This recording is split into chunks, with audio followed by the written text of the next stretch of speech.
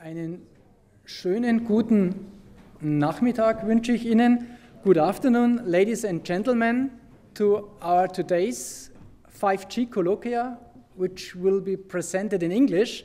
So our today's speaker and my colleague, Dr. Jordi Gimenez, is from Spain. He is with IRT, I get 3 years now? Almost 3 years, 4 years? 2.5. And he's learning very hard German, but we thought for today it's better to give you an English presentation. So he obtained a FeD degree in telecommunication by the University of Valencia, where he was a research engineer in the well-known iTeam Research Institute for more than 7 years. And now we are happy to have him here as 5G expert, and he was project manager of the European 5G project, 5G-Xcast. So most of you, in case of 5G, are knowing our Bavarian project, 5G Today, which was dealing with large cell infrastructures. But beside of this, in parallel, we had also a very well-known, interesting European project with dealing more with the small cell infrastructure, but with flexible infrastructures, with unicast, multicast, and broadcast. And all the details now are coming from Dr. Gimenez. I'm happy to have you here. Please give him a very warm applause.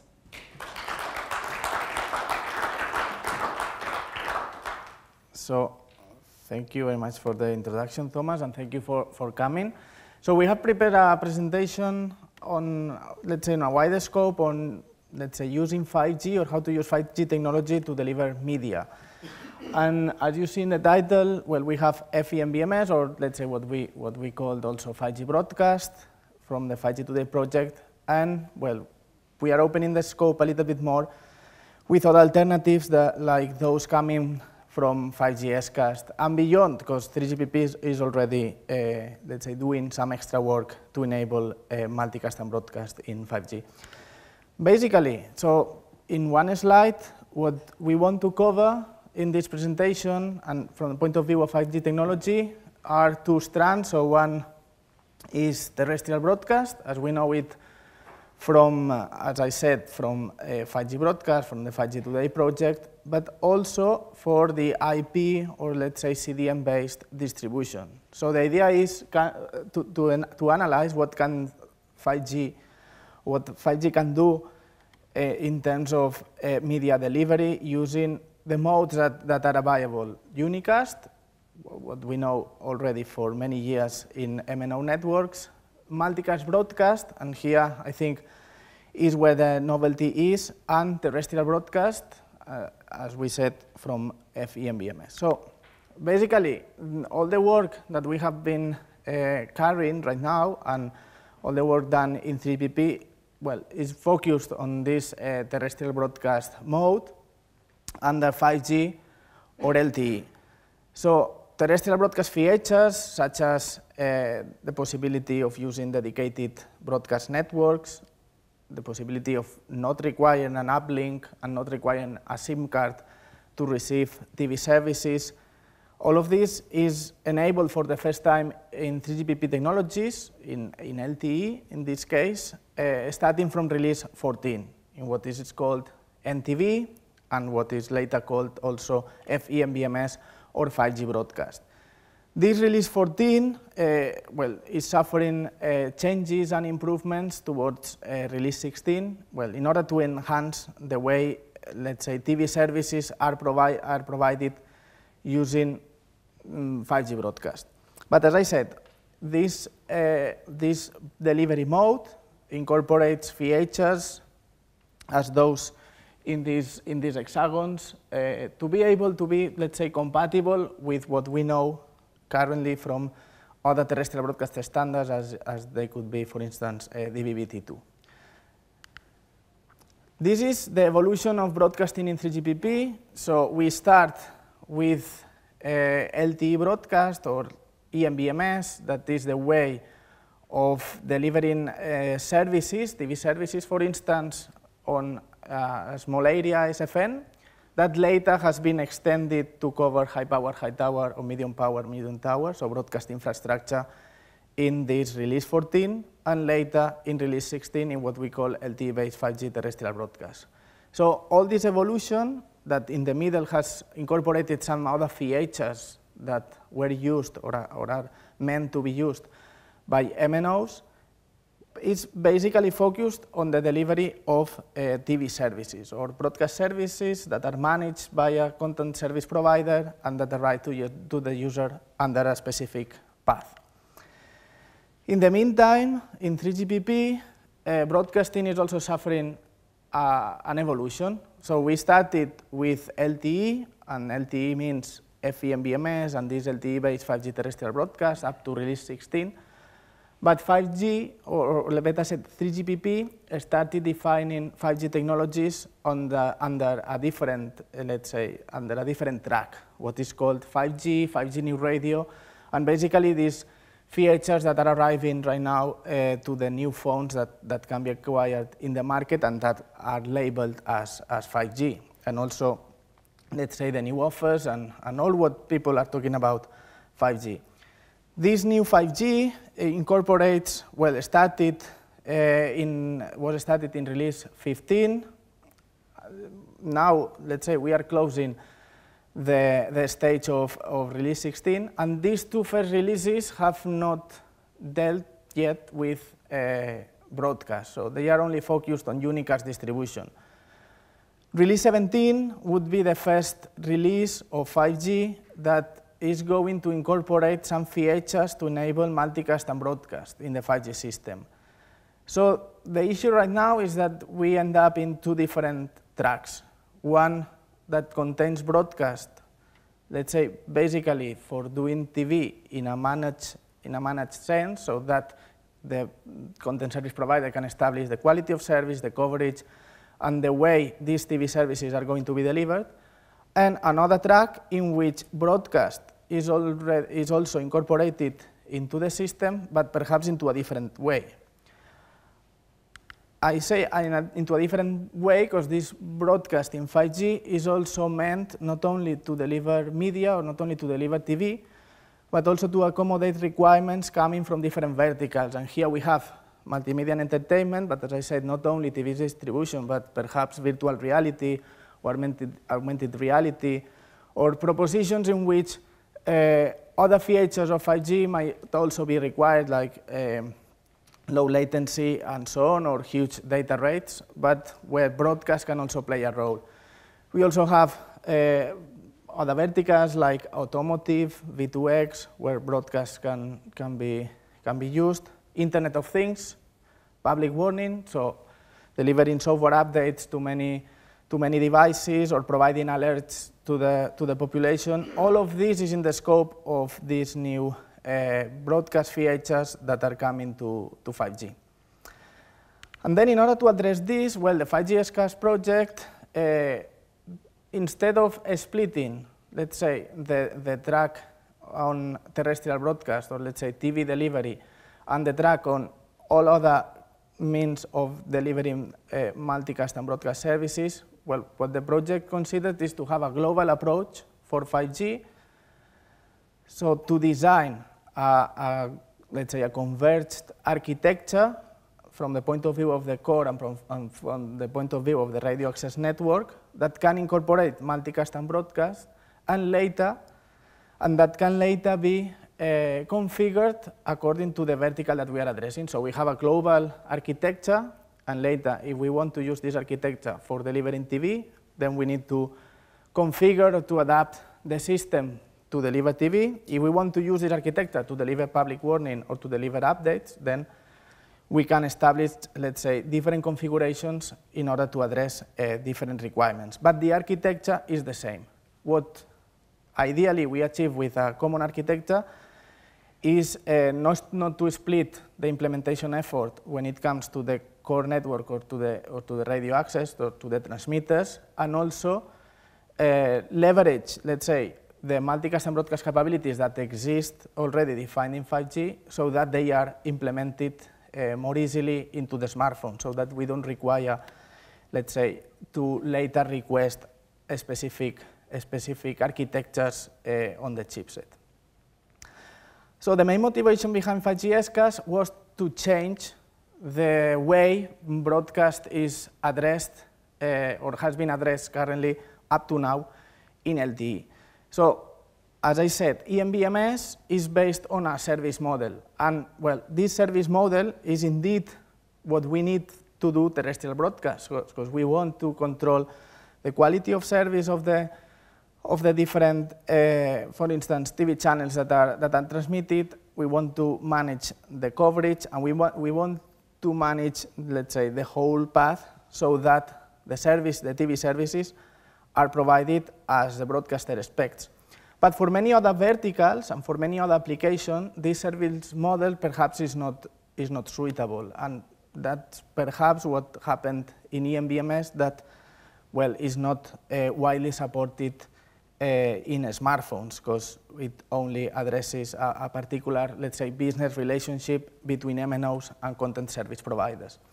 So in order to explore new ways or new alternatives or new architecture alternatives in order to deliver or let's say to consider multicast and broadcast in 5G, the proposition from 5G-Xcast was to base the introduction of multicast and broadcast capabilities as network function optimization, so as an optimization of the network, not as a service to be injected.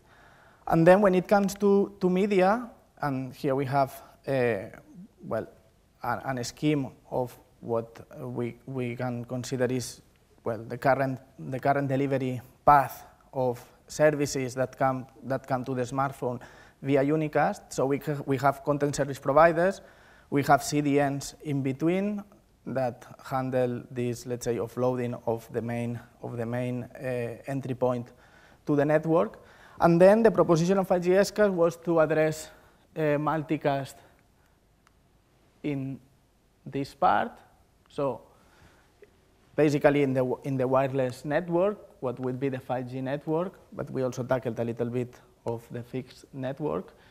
But the idea is to use multicast to save capacity or to, let's say, maximize the efficiency when the same streams are being consumed by multiple users at the same time, but changing this approach. So basically, here we have the problem that motivated the introduction of multicast and broadcast in 5G-Xcast. So we see here the traffic volume over, well, 1 day in the EE network in the UK. Well, the source comes from BT.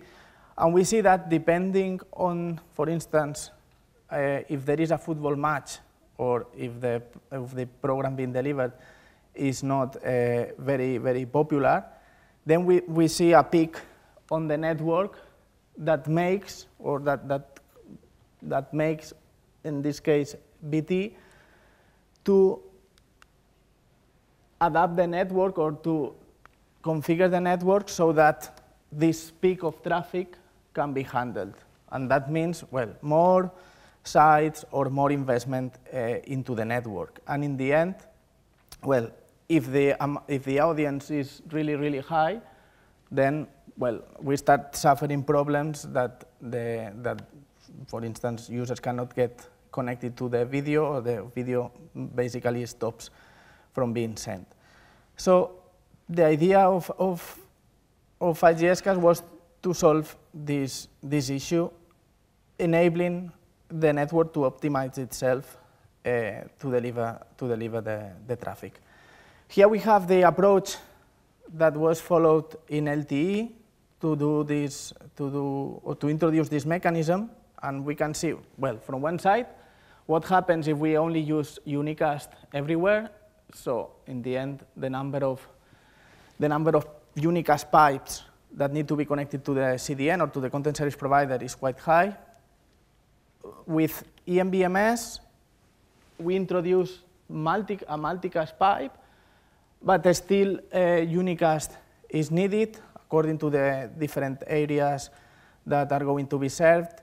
So the mechanism is not really optimal, let's say.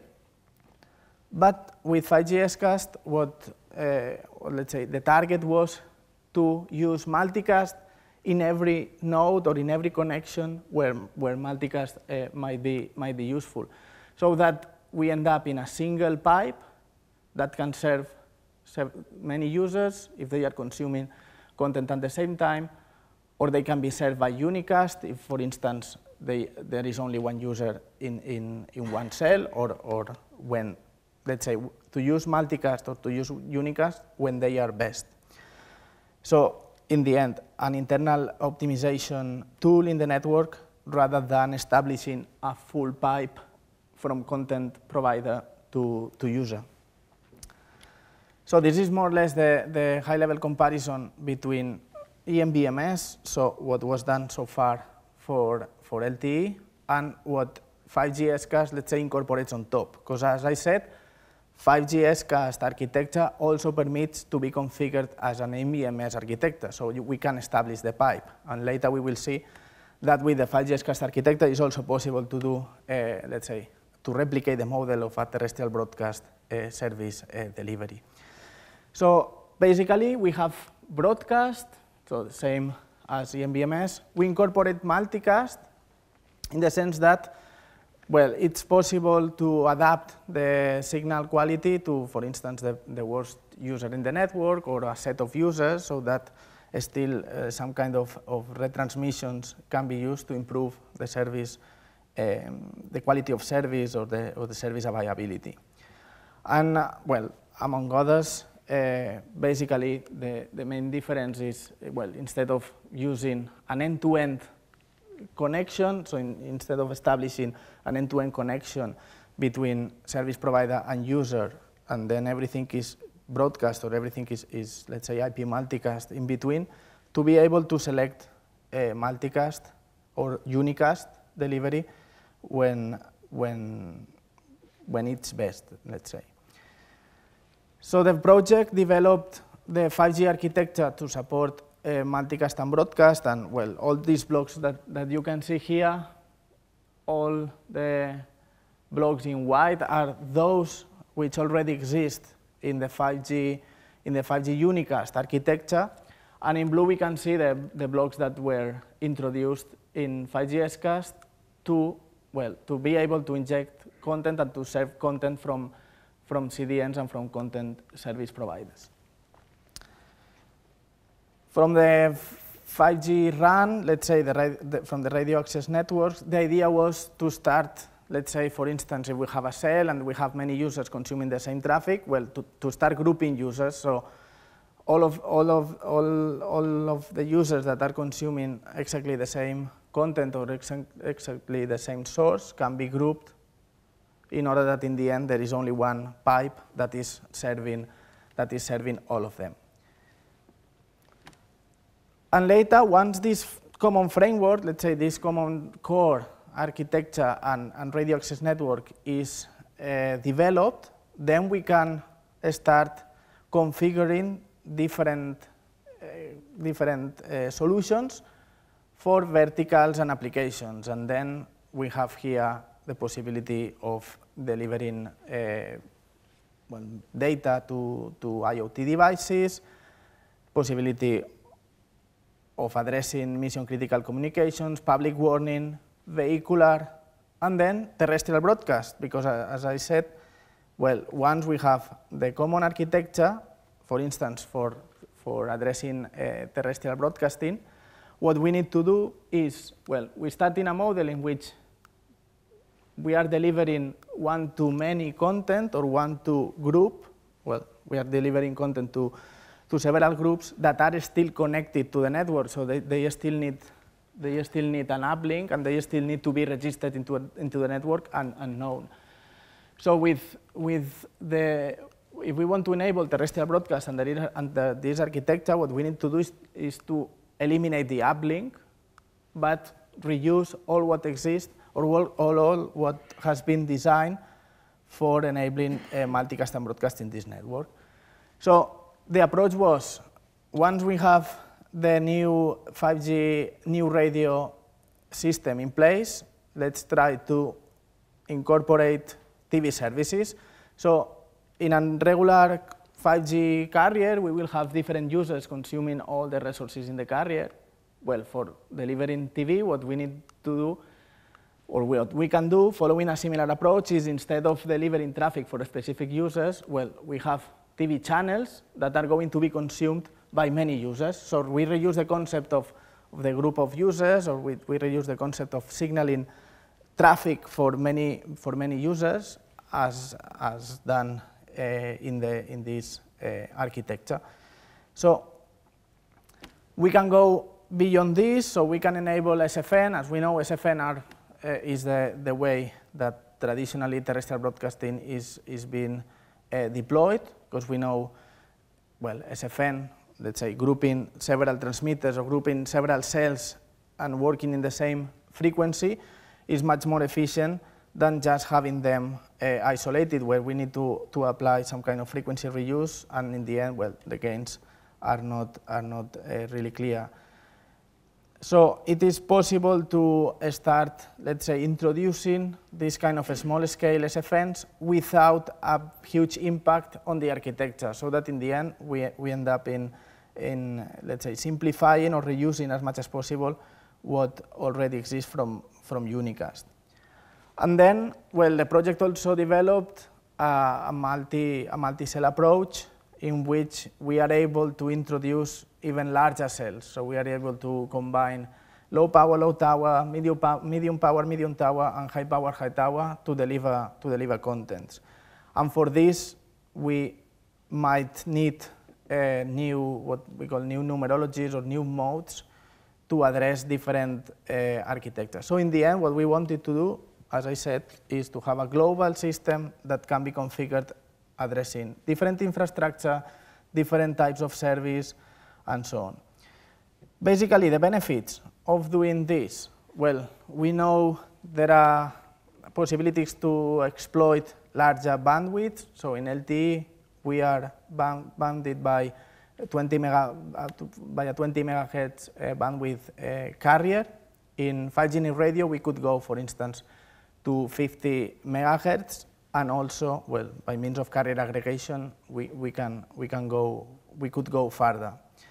Larger granularity, so in this way of, let's say, reusing what exists to allocate different users into a carrier, well, we can leverage the same system to allocate different TV channels into the carrier. So in the end, we exploit quite well, let's say, granularity or the available resources in time and frequency domain without wasting too much of them.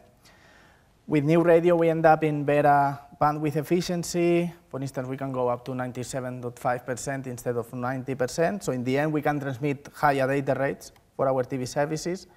And we can enable support of MIMO and carrier aggregation, let's say, from scratch, because they are supported in unicast, they are supported in this multicast broadcast mode, and then they can later be supported in terrestrial broadcast.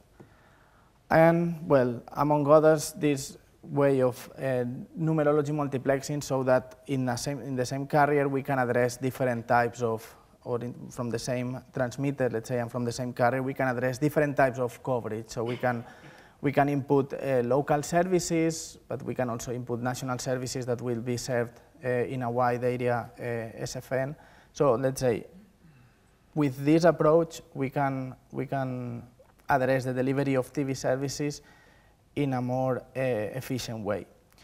And we can also try to solve problems that, or some misalignments that already exist in LTE that with new radio can be solved, let's say, from scratch, because there are, well, the technology already facilitates let's say, to solve these problems that are found in LTE. And in the end, well, with LDPC codes and polar codes, well, we know they are more efficient than turbo and convolutional codes in LTE. So, well, in the end, we see that there are advantages. So basically, to give a general idea of what the project did, well, we start with unicast, as I said, having many users and having the 5G architecture that is currently defined in 3GPP. With this multicast broadcast mode, with this switching mode, we can allocate, well, we can have users and allocate services that are going to be consumed by many users at the same time, so we don't need to allocate the same service to different users. And for this, well, the project 5G-Xcast developed new functions in the 5G architecture, basically to enable the injection of content from the CDN or from the content service provider. And in the end, well, if we eliminate all unicast, let's say we have a mode in which there is only downlink transmission, well, we simply allocate, in this case, TV channels in the same way as this multicast broadcast mode that is in the middle works, but of course eliminating any user and eliminating any unicast traffic. But anyway, back to reality, because, well, all this, let's say, in a paper looks very nice, but we need to approach reality, and we need to have a look at what exists in 3GPP or what will be enabled in 3GPP. So basically, in 3GPP, there is a current split in between the way broadcast is addressed. So we know that for delivering TV services, we need to use LTE, 5G broadcast, up to release 16. And then we know that for any other thing, for any other vertical, the solutions that 5G is going to provide are based on 5G new radio and 5G core. So this split exists, and it's difficult to know if it's possible to, let's say, to come back to a common architecture, to a global approach. Even, well, we thought, what about repeating FeMBMS or repeating 5G broadcast in 5G NR? Well, as the project, well, we saw this terrestrial broadcast mode, but we already know that it's quite difficult, or that it will require quite big effort to copy, let's say, the system, copy FeMBMS into 5G NR, because then we need to design extra signals and extra channels in the, let's say, in the reference architecture that is defined for 5G, and then that makes difficult the adoption of the system, or, let's say, for 5G new radio. And even more, well, the possibility of doing terrestrial broadcast in 5G NR is already blocked in 3GPP, at least for release 17. So we don't know if there will be any possibility to address this in future releases. I need to say that the solution is not very attractive to many companies in 3GPP.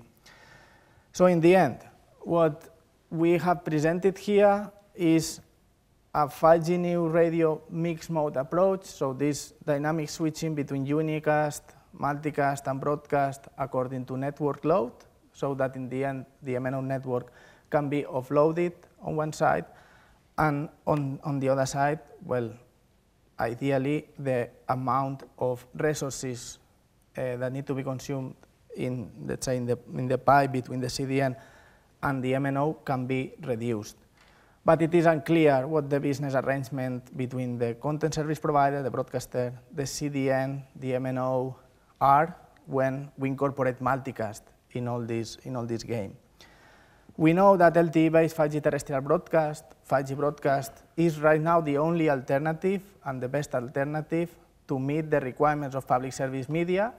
We can think of repeating the work in new radio, but this is not at all sure if it will happen. So we can say that 5G broadcast is currently the best approach to deliver TV, or to deliver free-to-air TV, even operated in dedicated broadcast networks. And as I said, terrestrial broadcast mode in 5G NR, although discussed in the project, is not expected in the midterm in 3GPP, since, well, on one hand, there are no substantial advantages if we just repeat the work of FeMBMS in 5G, and, well, in the end, if it happens, it should address the design quite carefully in order to maximize the chances to be implemented into smartphones and, let's say, into user equipment. And this is what we prepared for today. So if there is any question.